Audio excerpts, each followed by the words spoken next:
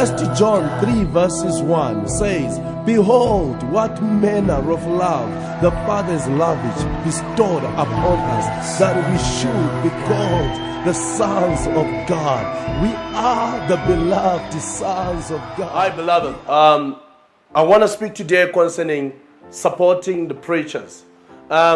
It's a word that God has given me in this week that I share on the supporting of the preachers, because I've lived in the environment of seeing people that really support preachers, that really back up preachers and say that God's assignment is fulfilled. And I also have lived in an environment where people really oppose preachers, where people can speak anything against a preacher, where people can speak against supporting preachers. I've also heard of such stuff. So I just want to help you from the Word of God, not from what I have seen, but from the Word of God, what it means to support preachers. What is Jesus saying concerning the supporting of the preachers? And this will help you to support the preachers, to support your pastor, to support the minister that is ministering in your life, and all those things. And I want to tell you there is a huge blessing in doing so. All right, in the book of Ephesians 4, there is something that is really powerful there. This is Paul. He's talking of the support that he has received from the church of Philippians, that he has received the personal support. I'm not talking of supporting by buying instruments to the church and all these things. I know you can do that. That's awesome. Or you can even build a church building. That's awesome. That's supporting the vision. But I'm talking of supporting the preacher, just the preacher himself. Because the preacher has also the expenses. He has children to take to school, if he has children.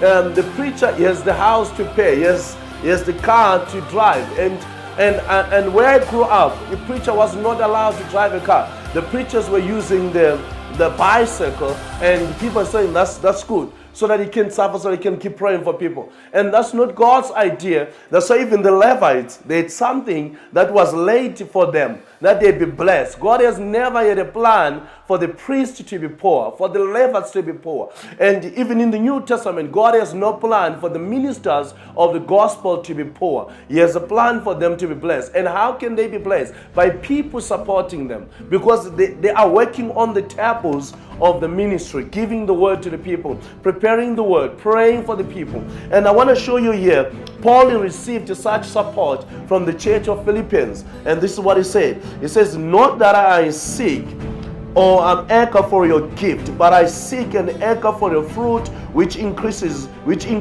to your credit, the harvest of the blessing that is accumulating to your account."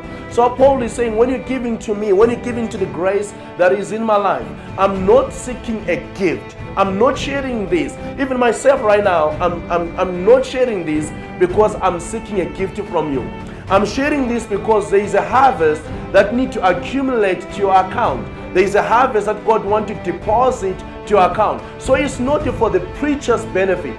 When you give to the preacher, it's not primarily to the preacher's benefit, but it's for your account. That's why Paul here says, I'm not looking for a gift. I'm not looking for your money. I'm not looking for your car. I'm not looking for your house. But I'm looking for something that will accumulate the harvest of a blessing that will increase to your account.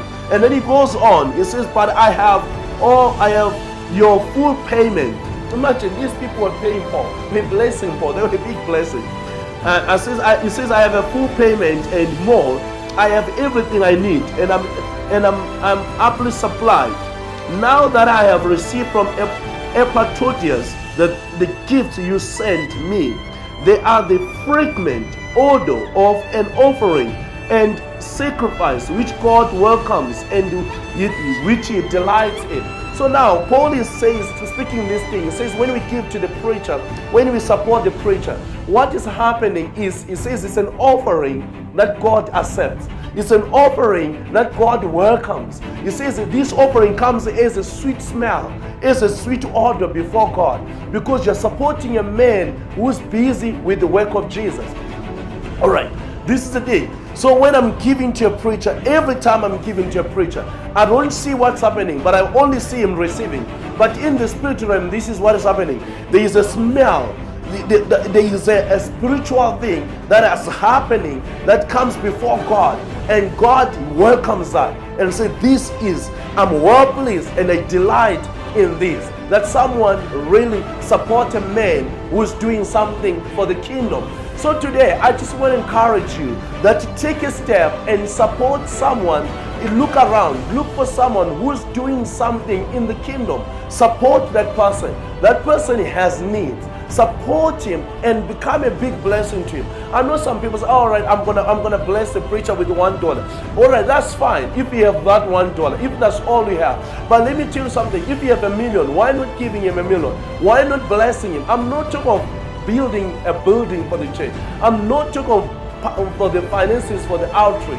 I'm not talking of the finances to buy something for the church. I'm talking of seeing the preacher blessed, seeing him successful, seeing him rich. It's not a problem if I meet a pastor driving a Ferrari. It's not a problem. But I know religion will say he's eating people's money. But if someone become a blessing to him and bless him with the Ferrari, that's a blessing. So it can start with you. You can do something for someone who's there, who's doing something in the kingdom, and be a blessing to that man, and be a blessing. And this is encouragement. These videos I'm sending to the people to encourage them in the things of the kingdom, to encourage them in the grace of Jesus. And so I encourage you to do something that will be a blessing to the preacher of the gospel. That thing you're going to do is going to come before God as a sweet smell. And then Paul also speaks and said it's going to cause a great harvest to accumulate to your account. May God bless you as you take a step of faith,